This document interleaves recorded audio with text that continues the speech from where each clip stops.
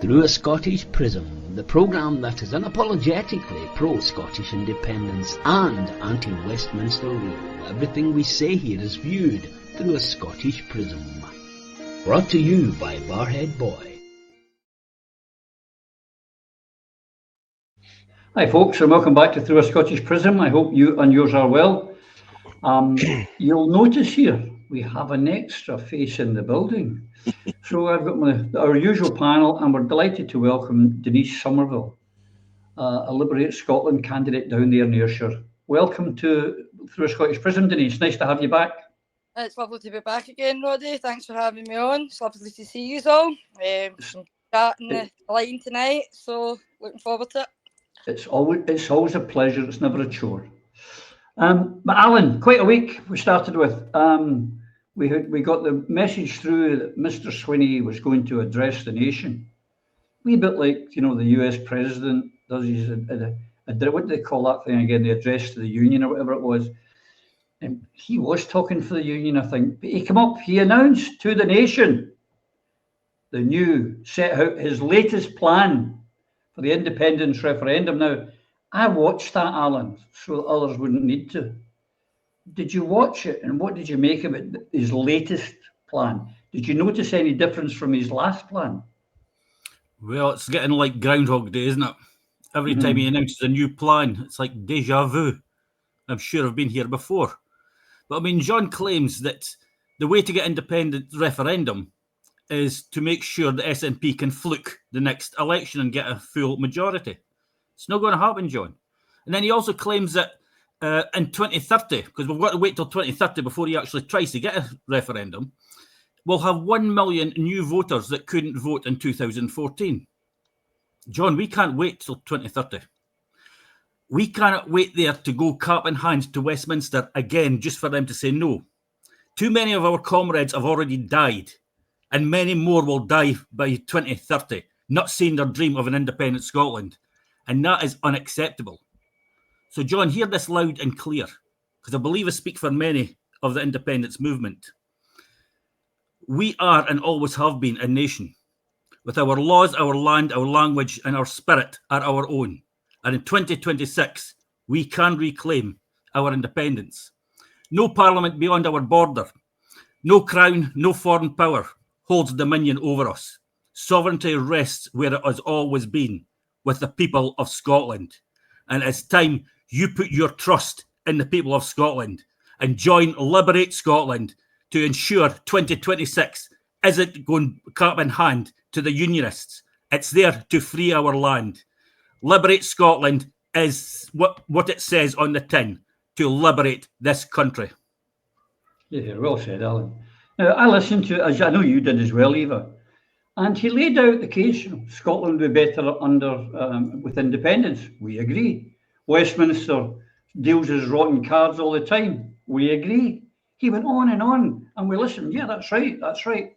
But he didn't mention how he was going to do it. He just left it hanging in the air. Well, I actually, perhaps particularly naively, had high hopes for this speech.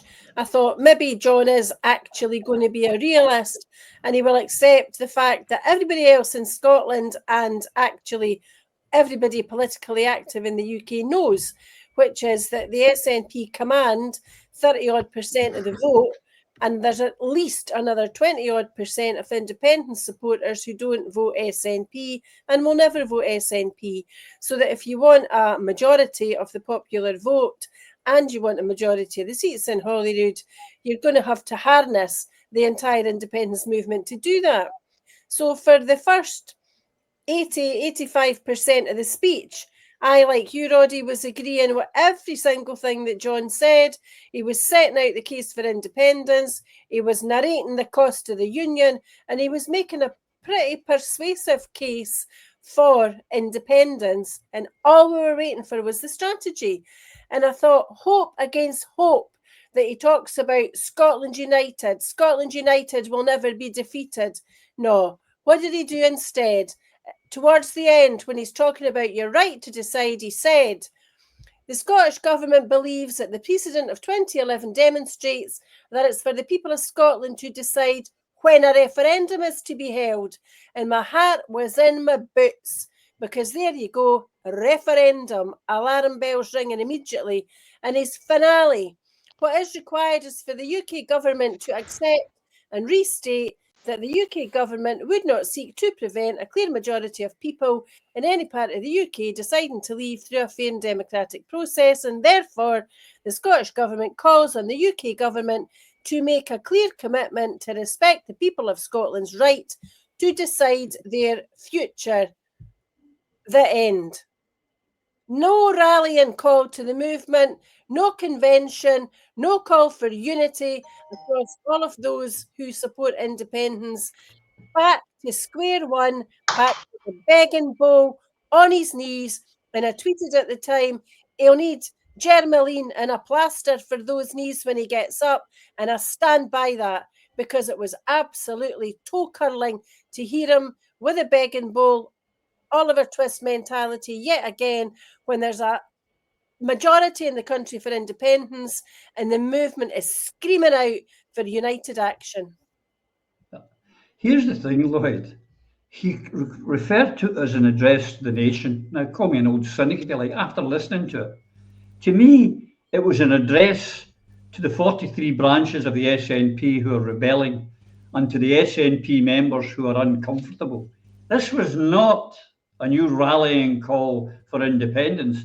This was an internal, and he was using his position and the television crews to get his message out to the SNP members. Or am I an old cynic? No, I think you're absolutely right. This was about shoring up John's somewhat limited status within the SNP, a status that he's created for himself by not prosecuting the case for independence.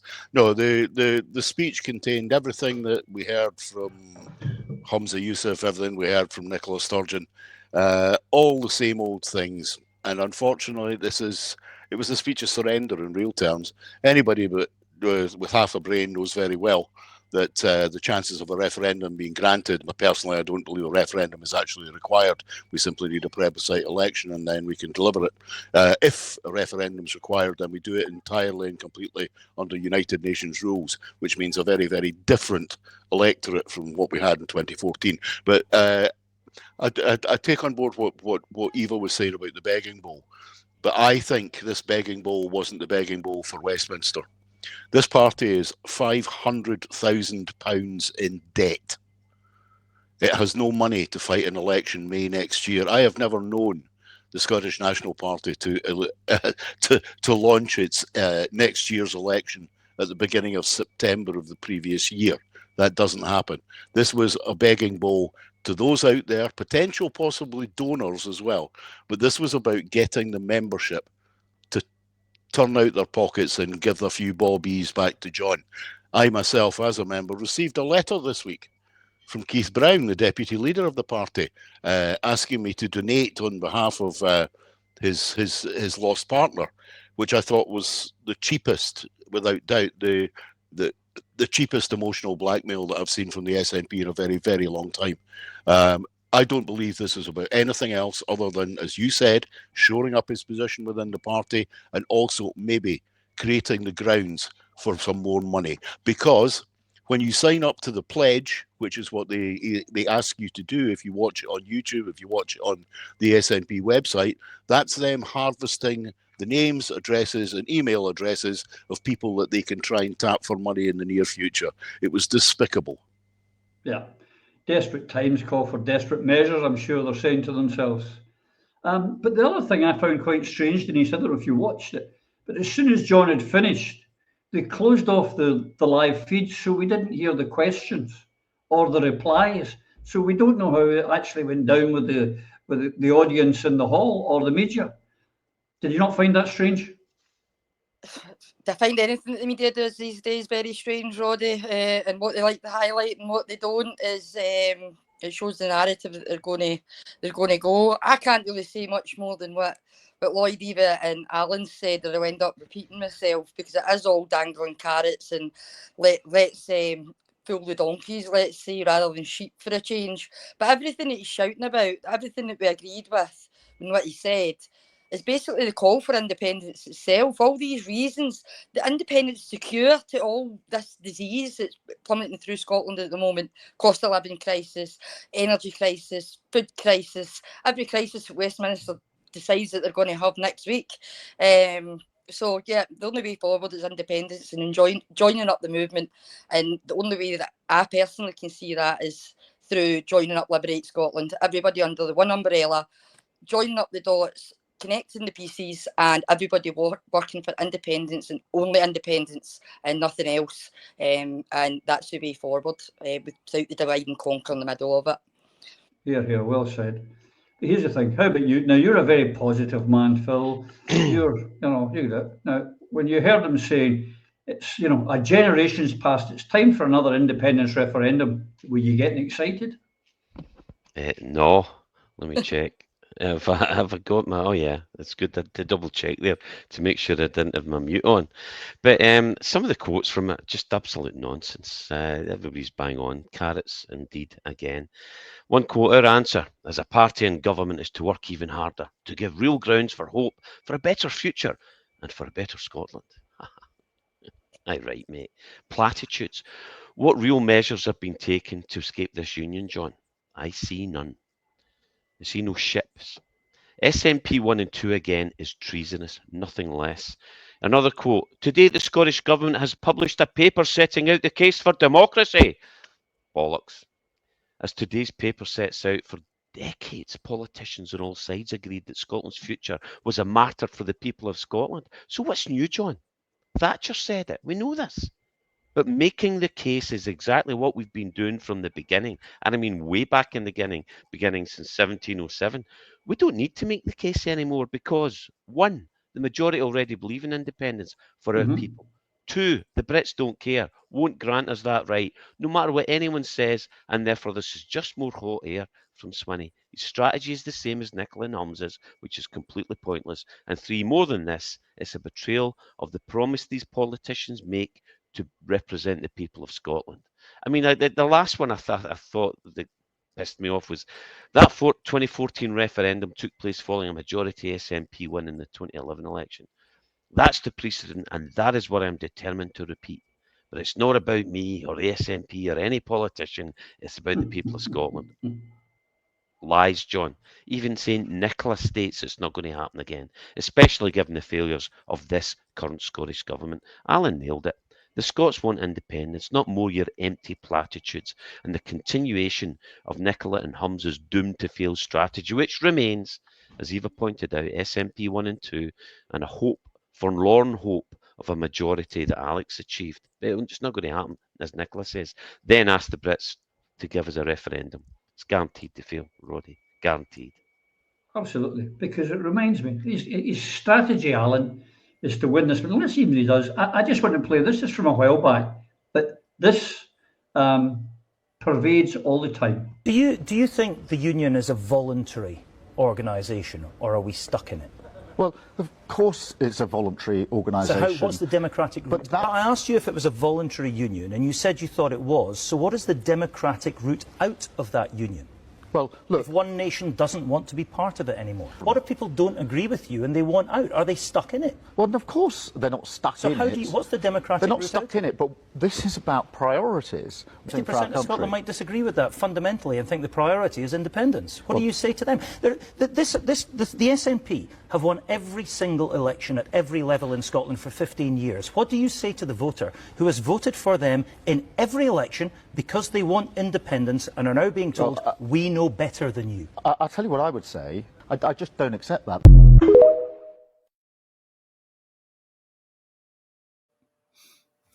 I don't like it, so I don't accept it, so it's not going to happen. Now, that's the guy that John believes will roll over if they get a majority. What do you think, Alan? Well, if you think you could trust Starmer, think again. Because Mr. Murray thought you could trust Starmer, and Starmer just stabbed him in the back, along with Douglas Alexander. Now, he's just put Douglas Alexander, the man who voted for the legal war in Iraq, the man who pushed forward with the tuition fees on our children, so they would have to pay to go to colleges and university to get a better job and better life for themselves. That's the people who John Swinney is going cap in hand saying, please, sir, can we please have another referendum? Well, John, Liberate Scotland's not going cap in hand. We're not bending knees. It's quite simple. You vote Liberate Scotland in 2026 and we will be declaring independence and we will begin negotiations. If Starmer doesn't like it, we will go to the international community to start the negotiations. We are not taking any nonsense. And it's time, John, you got off your knees. Start trusting your members. Start trusting the people of Scotland and stop trusting the unionist scum of the Labour Party. It is, but we say it so often on here, Eva, and we read it. But this Boris Johnson this week, and I actually got in touch with you when I saw this, and I went, "Is this a wind-up?" And no, it's not. Even Boris said it, that thanks to St. Nicola of Assisi, the union is safe for a long time. The dogs barked, the caravan moved on, independence, Nicola Sturgeon did more, and it's her policy. Her, gold-plated referendum they're still continuing with, even when the unionists are saying it's a no-goer.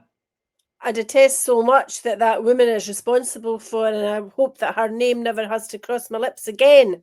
But she's got me agreeing with Boris Johnson, for goodness sake. It's absolutely and utterly pathetic.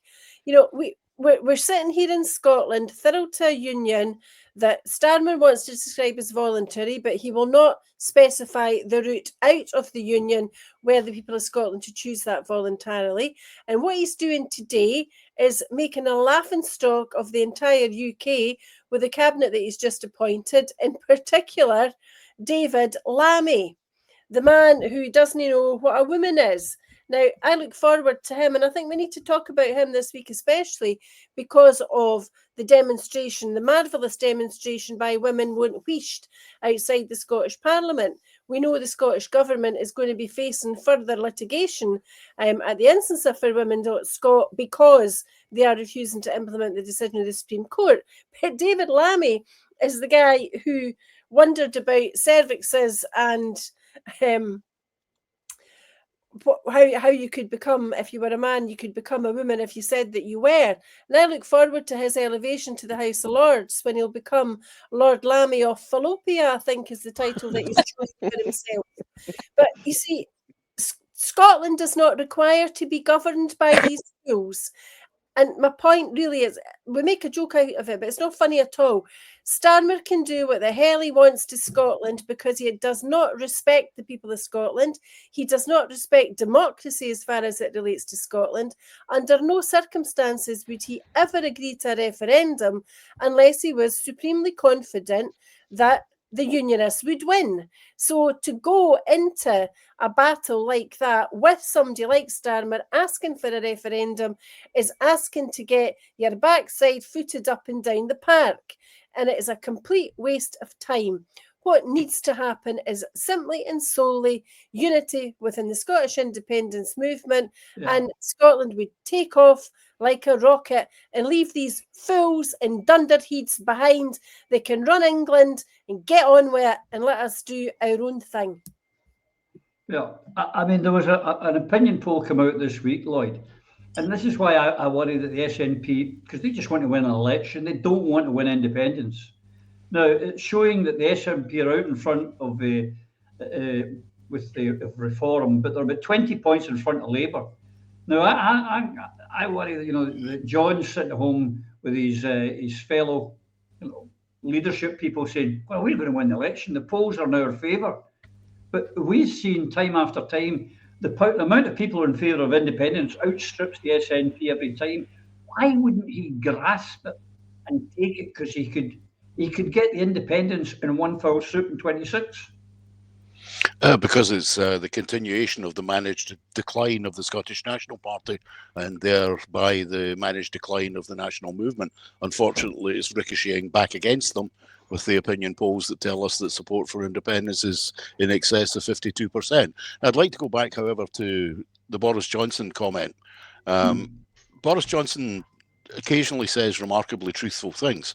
And I think if you refer yourselves back to the time when Phil and the 56 MPs were elected in 2015 to go to Westminster. And I have said on this programme on a number of occasions that was without doubt the hardest night of my life in politics, because I knew that nothing was going to be done with that mandate, despite the fact that Nicola Sturgeon, when she joined the Scottish National Party, on her membership card it said, at the point where we have the majority of votes or the majority of seats, we begin negotiations for independence. The fact that she didn't make use of that at that time told me, and should have told people very, very clearly, that she at no point was going to move things forward. As for the position of Mr. Swinney, you all know very well that for a very brief period of my life, I unfortunately had to operate under his tutelage. He was my boss, effectively, when I was a member of the Scottish Parliament after Alex stood down.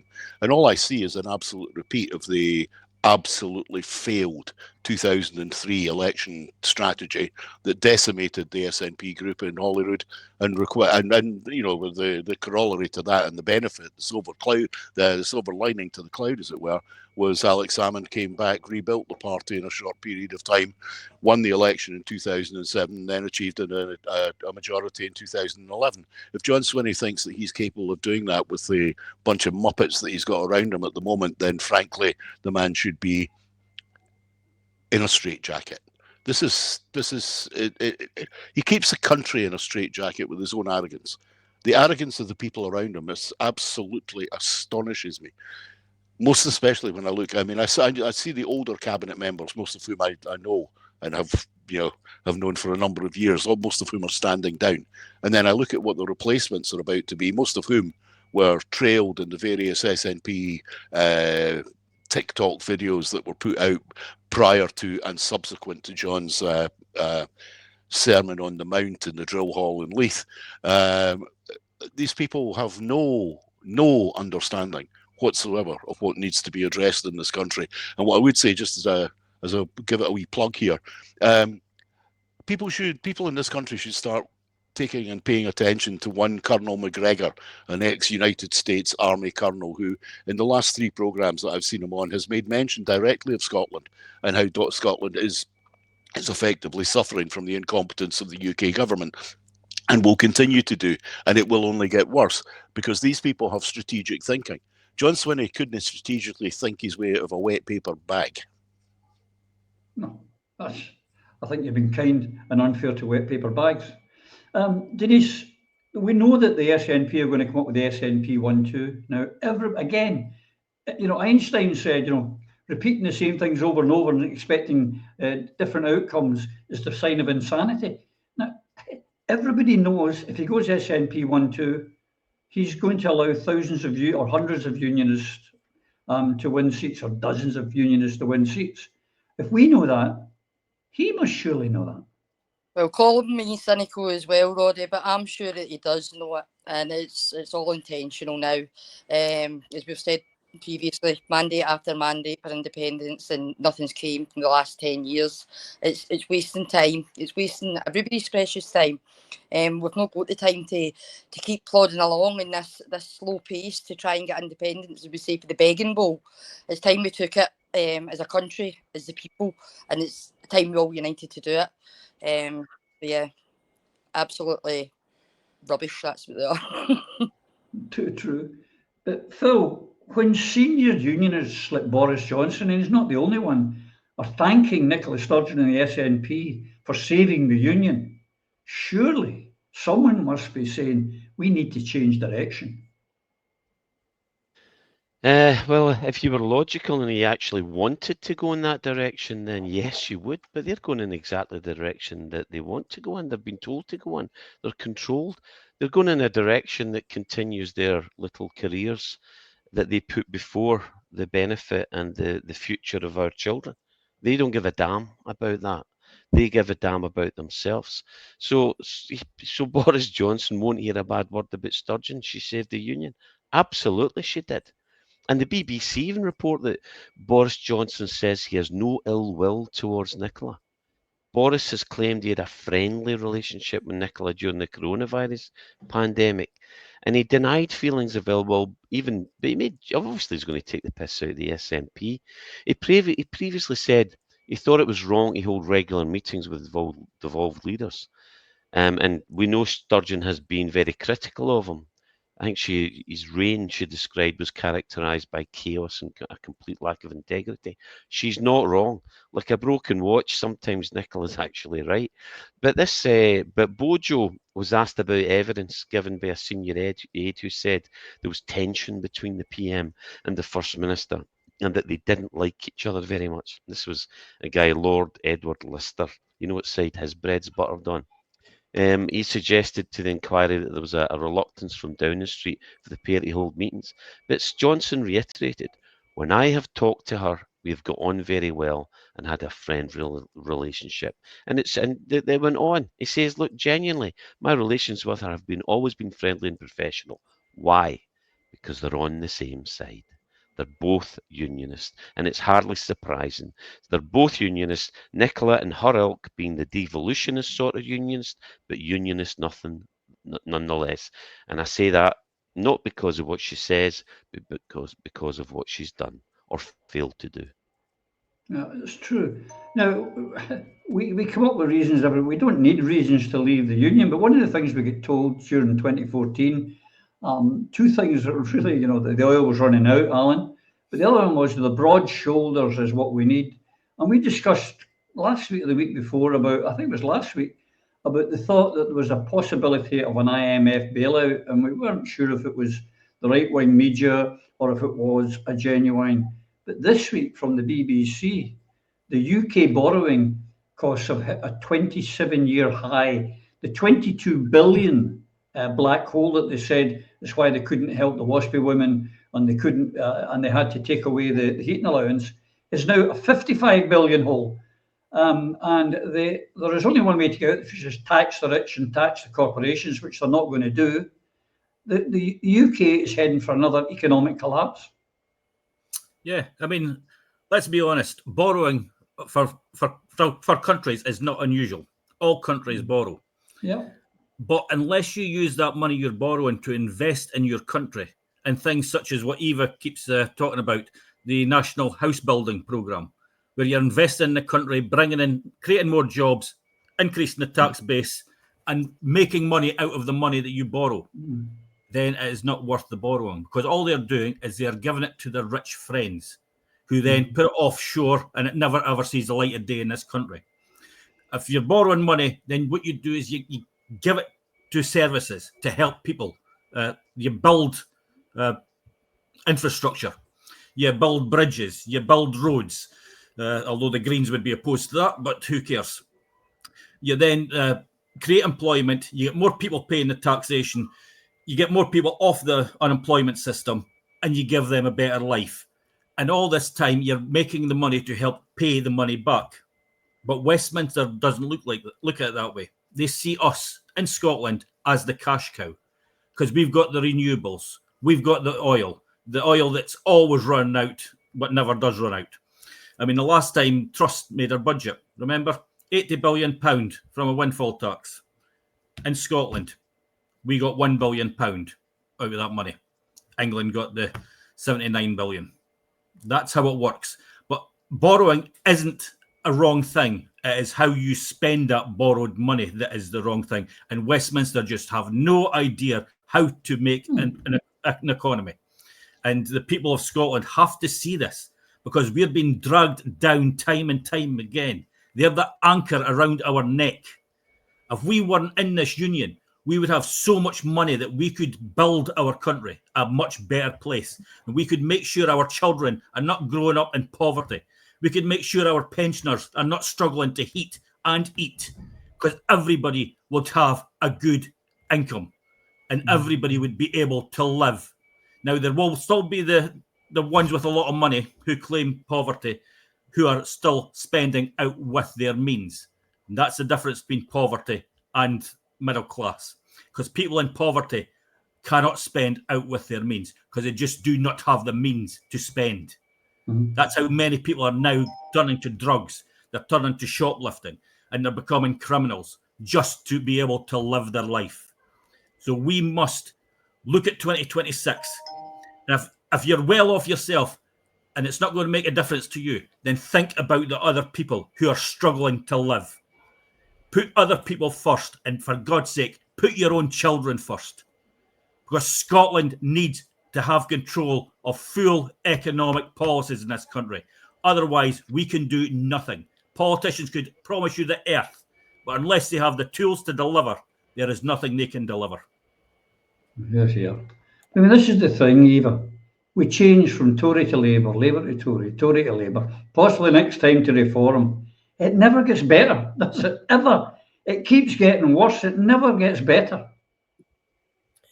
This is about accountability, and it's about remoteness, and it's about being able to chap your MP or MSP's door and look them in the whites of their eyes and demand action and accountability. It's that saying, you know, when we had a parliament of our own in Edinburgh, we could eye people them with stains. That's what it's about. Westminster is too remote. I said it last week. Westminster governs Scotland by remote control. There is no way, there is no prospect that any politician in Westminster has a handle at all on the causes and the effects of poverty in places like Clackmannanshire. The drug statistics for Scotland were issued last week. At least 1,017 Scots died last year as the result of drugs. I don't believe that that figure is accurate. I think that the true figure, if you looked at a complete picture, will be far higher, because the cost and the price of the union for some people is death. And what we have to do is we have to bring government and governance home to Scotland. And yes, devolution downwards to local authorities is no bad thing, but that only works if you've got a national government that has a set of national policies that are for the good of the country. And at the moment, the policies promoted at Westminster do not promote the benefit or the welfare or the well-being of the people of Scotland. That's what's wrong. We need our own government who understand what is going on in Scotland, who know, like the back of my hand, what the Scottish problems are, and they understand how the Scottish economy does work at the moment and how it should work in future to the benefit of the people of Scotland, so that we could address drugs, poverty, shortages in the NHS, for example, education, all the areas that desperately need to be addressed holistically and completely, and solve our country's problems once and for all. Because at the moment, with a devolved Scottish Parliament, all we've got in the NHS or social work or the police, any of the public services, all we have in each and every one of these, no matter how well-meaning the people who work in these services are, you've got a sticking plaster on a hemorrhaging, amputated limb in every single one of these services. And it's because Scotland does not control its own resources, and we bankroll Westminster until it's coming out of our ears. Were we in Scotland the drain on Westminster that they say we are, they'd have kicked our backsides north of the border 300 years ago. For sure. If it was a vote now to join the union, I wonder how many would vote to join it. Lloyd, the problem is we can keep changing these governments down in England, but they're all neoliberal, WEF, globalist type parties. It's just a different mouthpiece. It's never going to get better if we stay in Westminster. It's certainly not now. I think there were times gone by when you thought there was actually a difference between left and right in the British parties, and people would make their judgment on that basis. But it's clear now that British government, certainly from the Blair government forward particularly, is more interested in operating on the international stage and playing that game rather than actually addressing the issues that are required to be addressed in the country itself. And as a consequence of that, it attracts people of dubious merit and dubious morals, as we've found out with the business over Angela Rayner.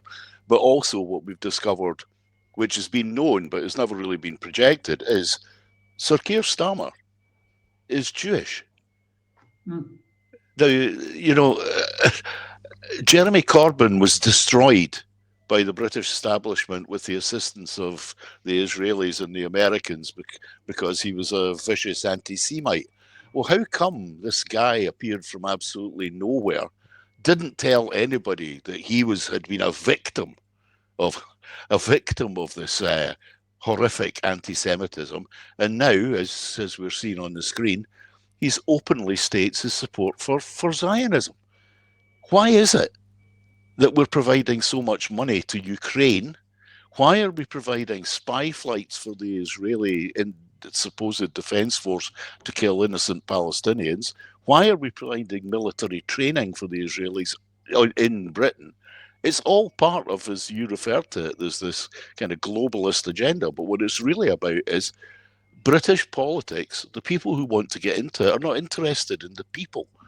Hence the rise of reform.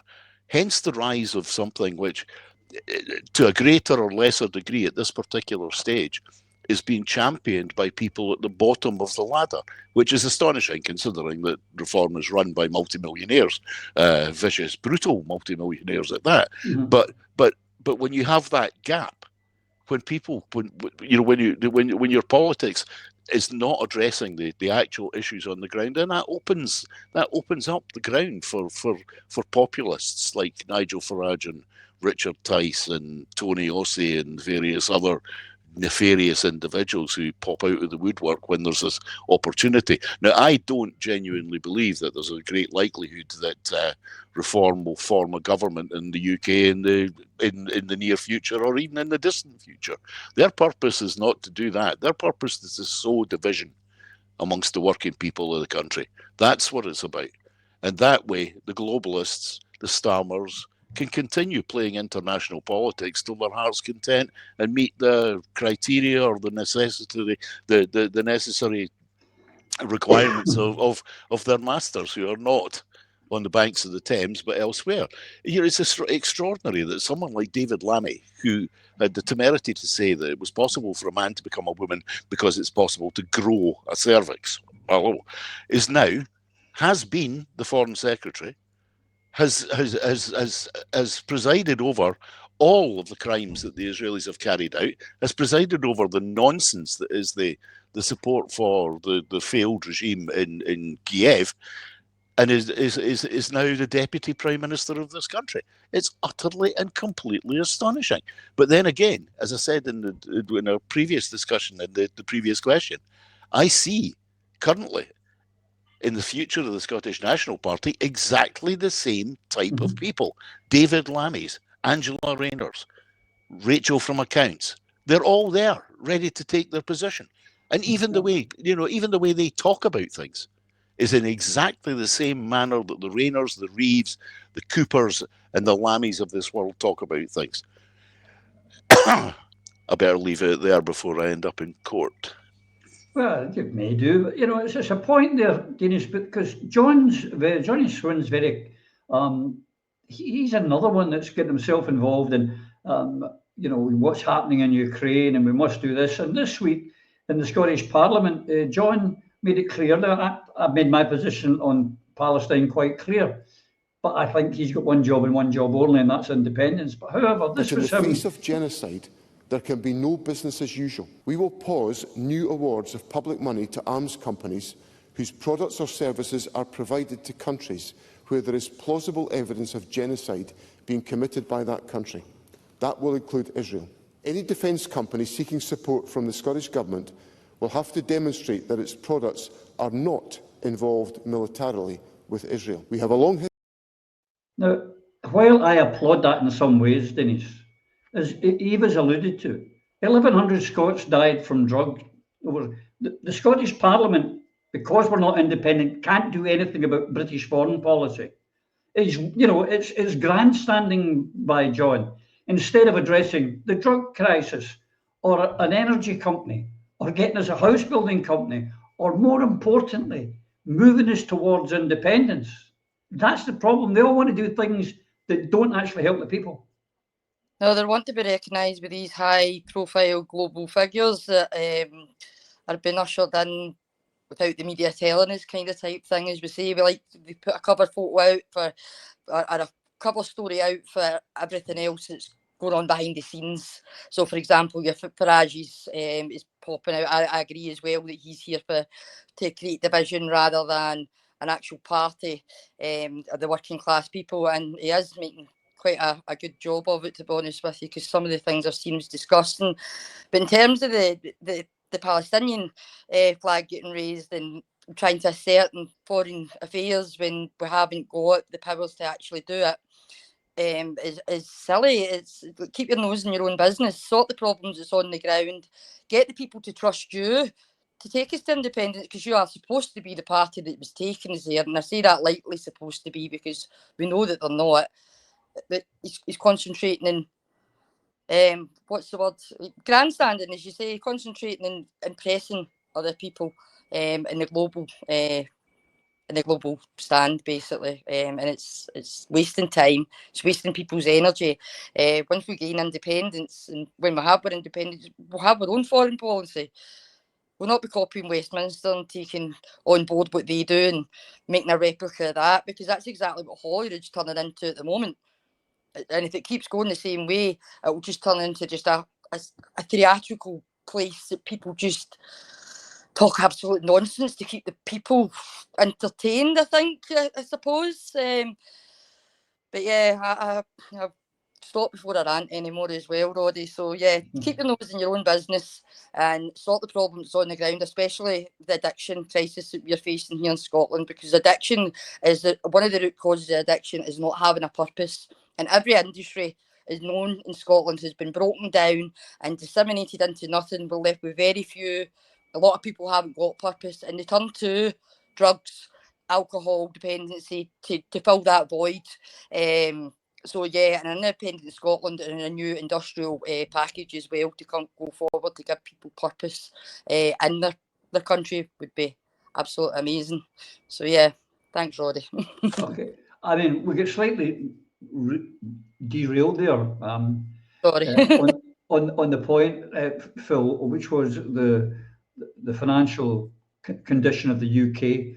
Yeah, but we are getting pulled into different things. This is the kind of things that John should be concentrating on and say, in an independent Scotland, here's what our yields would be, here's what our interest rates would be, here's what our borrowings would be. This is how much better we can be, instead of going off in tangents about Ukraine or Palestine or anything else. No, that's absolutely true. We should be very, very taking great care to see exactly what has been going on and the damage that is doing to everything that we see economically in this country. Is being destroyed.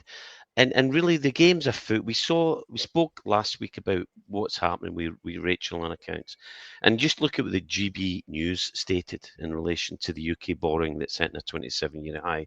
It says the UK borrowing costs surge to new 27-year high as Rachel Reeves as pound continues to drop.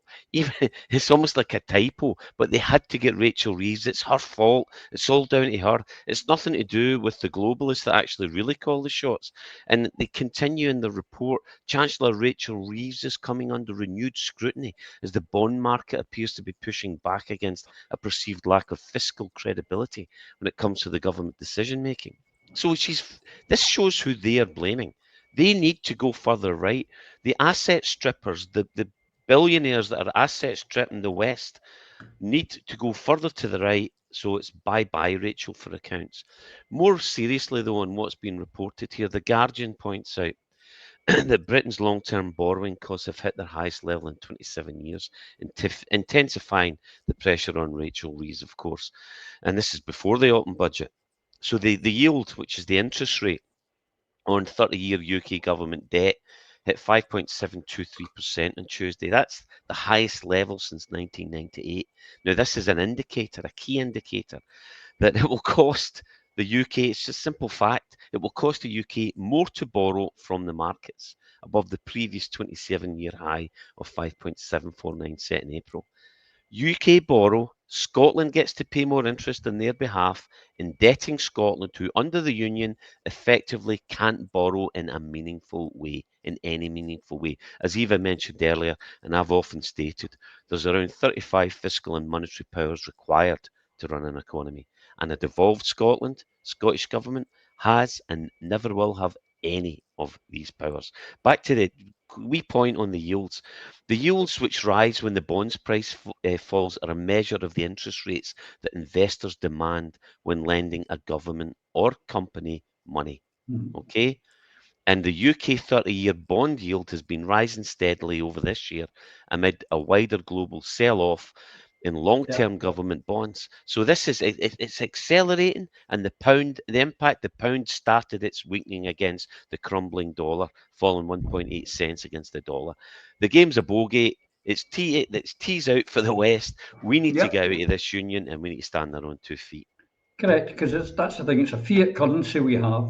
And we mentioned last week, in the last, I think, 2 years or 3 years, the Chinese have sold off 330 billion of US bonds. They are the global south, and the BRICS, which we are not being told about in the United Kingdom, and certainly not in Scotland, are all forming a currency backed by gold and resources, gold and oil and other minerals and resources. That's how they're going to back their currencies. Meanwhile, Scotland, we've got the resources to back a currency the UK and England don't have.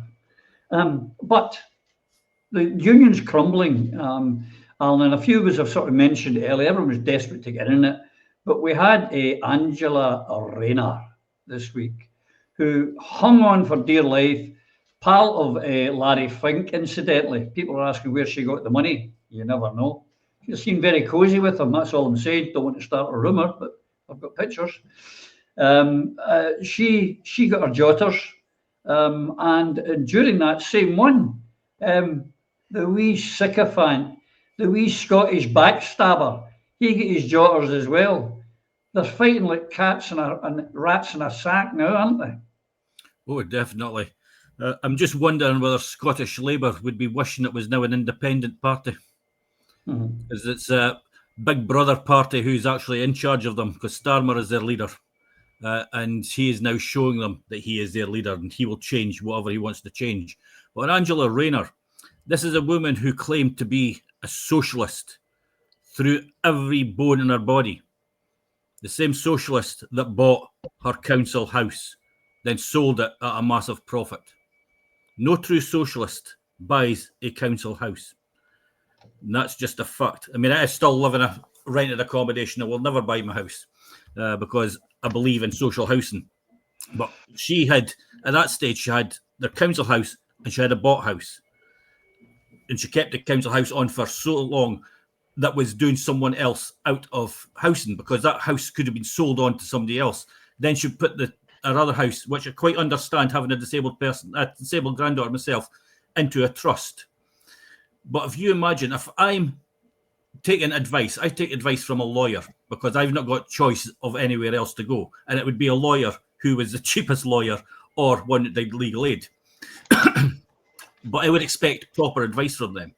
Now, if she's saying that the lawyers gave inappropriate and wrong advice, then why is she not taking action against them? And the other question is, she sits in an office with officers who wrote the bloody law. Why didn't she take advice from them before she went down this road? She had everybody around her that could have advised her on this. So I'm sorry, I don't believe this was just a mistake. You had the opportunity to seek proper advice from those who would know.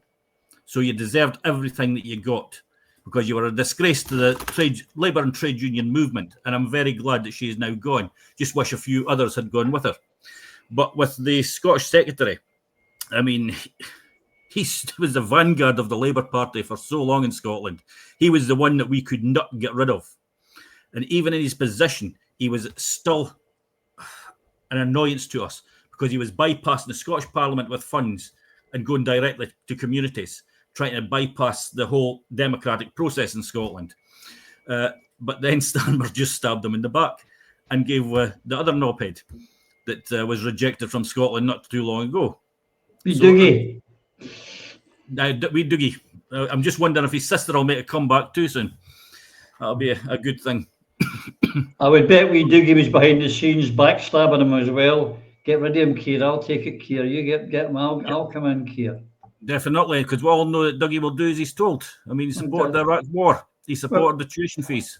There's two bits of hypocrisy I want to cover, though. You talked about having a disabled child, and it's a terrible thing. But she voted for cuts in disability benefits. I mean, the mother of a disabled child, a socialist, someone who was a care worker. Someone run that past me, Alan, because that doesn't compute with me, I tell you. Yeah, it's amazing. It's similar to, what was his name? Cameron. Yeah. When he was Prime Minister, he had a very severe disabled child with Ohtahara syndrome. Unfortunately, a child died. But while he was looking after that child, he accepted every single penny of benefit. Yeah. And as soon as he no longer needed it, he started cutting that very same benefit that he benefited from the most poorest in society. That's how these politicians work. Because Lloyd was right, that there's no longer a left and a right in politics. Horizontal and vertical. Exactly. And it's what they can get out of it for themselves. And that's how we have to change that. Yeah. In fairness to Cameron, he's a Tory. So you expect it that she professes to be a socialist. Load of kick. But another thing on that, as I said, and I applaud it in ways that the Scottish Parliament did come out and suggested that Palestine should be recognised, and I believe it should be. But here was the thing that really got me. The Labour Party, Eva, are not a branch office. They're an independent party. They were getting fed lines on what they should be saying, and they didn't support the case. And I'm sure Lloyd's going to tell me about one member of their party and the hypocrisy of them as well. But this is typical of Labour, isn't it? They are a branch office and just do what London tells them. Because also, this week, Anas Sarwar was talking about the genocide. He called it a genocide, but his party in Scotland still didn't support the motion. But this is what happens when you've got a party that's actually a United Kingdom party based in London, with a satellite under their total control in Edinburgh, but pretending to be the Scottish Arm. They're just taking orders from London or from Westminster. It's as simple as that. And I'm not convinced that it was entirely appropriate for that debate to take place the other day. That's not to say that I disagree with the description of what's happening in Palestine as a genocide, because I don't. I'm absolutely certain that it is. But I'm so concerned about all the other matters in Scotland that we're diverted away from every single day, when they're the areas that the Scottish Parliament should be looking at very closely, because they could make a difference, a tangible difference, recreate competent government, and get back to concentrating on the independence question. Because Scotland, as an independent country, would have a far greater impact internationally speaking out against genocide and speaking out for all those dispossessed around the world, were we independent, as opposed to being, in essence, what John Swinney said during the week, we are at the moment, legally, internationally, etc., we're currently no more than a region. Were we an independent country, we could put our foot down on the world stage and start dictating far more loudly, with a far greater impact as a peace-loving, peace-promoting nation than we can do just now as a country who we don't even have the ability to fly the saltire in every, from every town hall in every local authority or every town in the country, because somebody somewhere always decides to take it down and fly the Union Jack instead. So there is so much going on in there that the only answer, the only way to get all of this right is to have a joined up united campaign for independence, and then we can have a major impact internationally, far more than we'll ever have when we're seen as an adjunct to Westminster, which is what we are just now. Absolutely. Lloyd, the Labour Party, as Joanna Lamont said long ago, a branch office, taking their orders from London, with people who supposedly are opposed to the genocide in Palestine. Yes, but I take a different view in this. If there is a moral outrage that's happening in the world, and the United Kingdom government is involved in that, then it's completely within, I believe, the responsibility of elected members in Scotland to have to express their opinion about it. I mean, between 1999 and 2003, when I was a member of the Scottish Parliament, we had the Iraq War, we had the civil war the Indonesian attempt to prevent East Timorese independence by use of arms. Now, these were things that we talked about, and the Labour Party hated it. And the Labour Party hated it because they were complicit. During that same time, David Kelly mysteriously died. We had to listen to the weapons of mass destruction bollocks before the invasion of Iraq.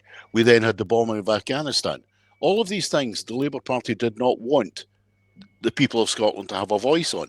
And when we only have a parliament which is not an independent parliament, when it comes to, and I mean this very specifically about the genocide being carried out currently in Gaza, the West Bank, but when in reality has been going on since 1948, you know, the people of this country do have an attitude about this.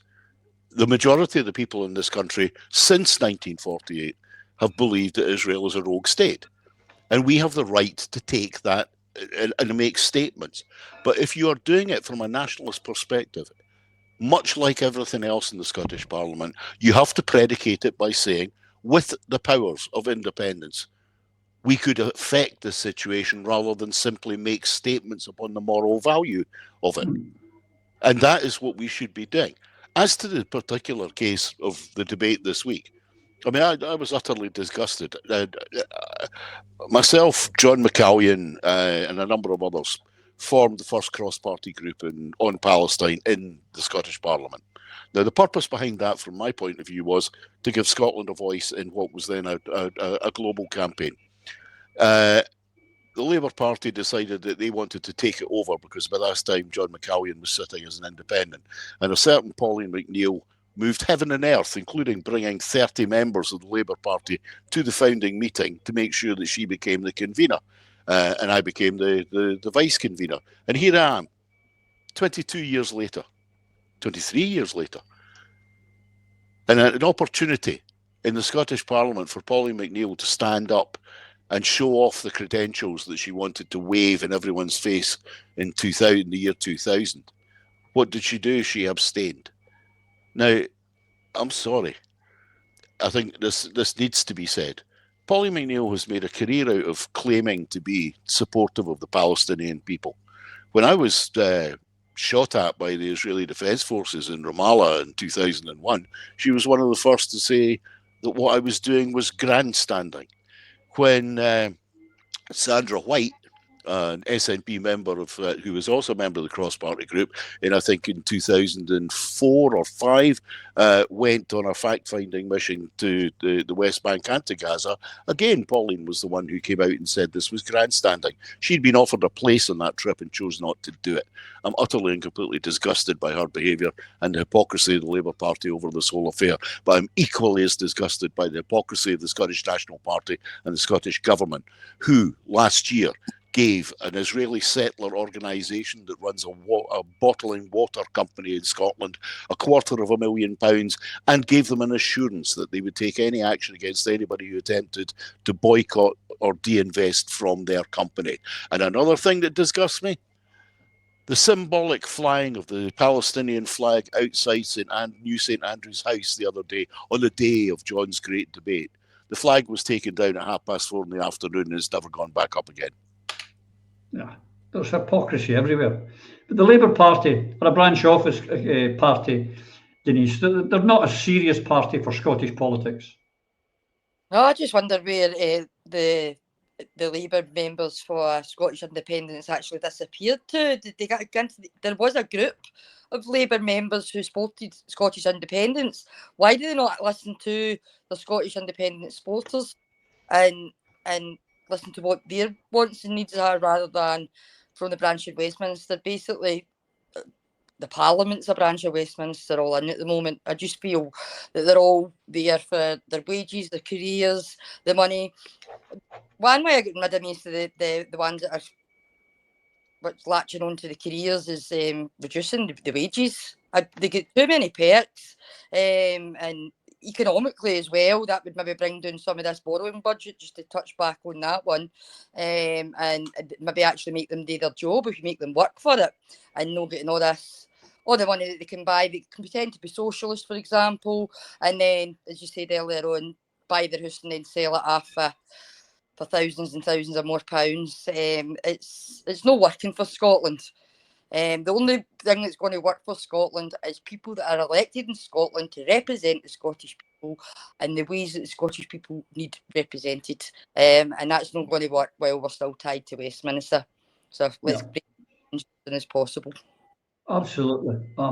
The clock's beating us as usual, Phil. So going out. But one last thing I wanted to throw in, and it's on the same topic of Gaza. There is, as we know, a new flotilla with, I can't remember, it's a real load of boats going out, and an awful lot of British subjects of the Crown on those different boats. And Mr. Starmer himself has stated, if I can get the bloody thing to go up, it's not going up. There it is. Starmer has refused to offer protection to the UK citizens taking part in the historic aid mission to Gaza.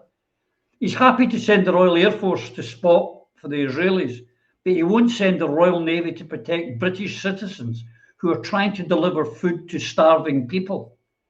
Is yet another reason we need to get out of this union.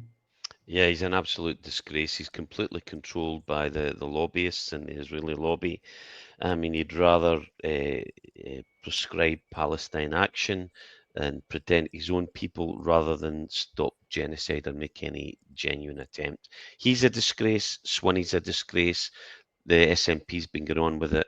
It's too little, too late, John Swinney, and you're in with a guy who should be prosecuted as a war criminal. That's what should happen to Starmer. It's an absolute disgrace. And you know, the Highland Times caught something about what John said. He called for recognition of Palestine, and he says, unite, recognising the state. You got to agree with that. Unite and show their support. Fair enough, but what you actually doing, John? He's failed to stand up to the Israeli lobby. As long as Starmer, he's only supporting, and this is what he's going to do. Swinney, support stopping support to arms companies in Scotland. And Lloyd absolutely nailed it. It's yet more virtue signalling for an SNP with no substance. I'm beginning to wonder if John Swinney's a hologram. Don't listen to John. Don't listen to these people, you know. Or Starmer, what's really going on here? Know this. The United Nations Special Rapporteur, Francesca Albanese, on the situation of human rights in the occupied Palestinian territory, released a new report, right, mapping the corporations aiding Israel in the displacement of Palestinians and its genocidal war on Gaza in breach of international law. Look for it, folks. Read it. Its title is From the Economy of Occupation to the Economy of Genocide. And it names 48 corporate actors, including US tech giants Microsoft, Alphabet, Google's parent company, Amazon, databases of more than 1,000 corporate entities, which also put part as part of this investigation. They're no longer merely, these companies are no longer merely complicit or implicated in occupation. They may be embedded in an economy of genocide. An economy of genocide. And the report stated that its findings illustrate why Israel genocide continues, because it's lucrative for many. And that is a disgrace. And what can we do about it as individuals? And what can you do, John? A damn sight more than you've done. Keir Starmer's the lost cause. He's a waste of space. But John and the people of Scotland, you want to do something? Hit them where it hurts. Stop purchasing from or using these companies. Pressure them, like the Norwegian people who pressured their sovereign wealth fund to remove funding and finance for these companies. Shares sold, pulled out. I applaud you, Norway. Scotland needs to stand up and do the same, and John isn't helping us. No. And for Francesca Albanese, there's someone who should get the Nobel Peace Prize, not the big orange orangutan. The clock's beating. There's a couple of things before we go. This is happening next week.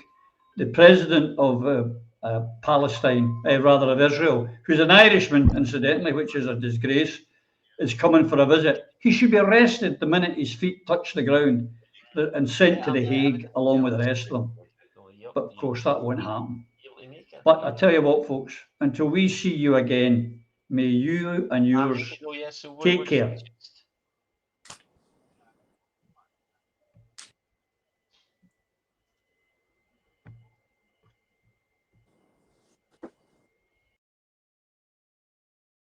Through a Scottish Prism, the programme that is unapologetically pro-Scottish independence and anti-Westminster rule. Everything we say here is viewed through a Scottish prism. Brought to you by Barhead Boy.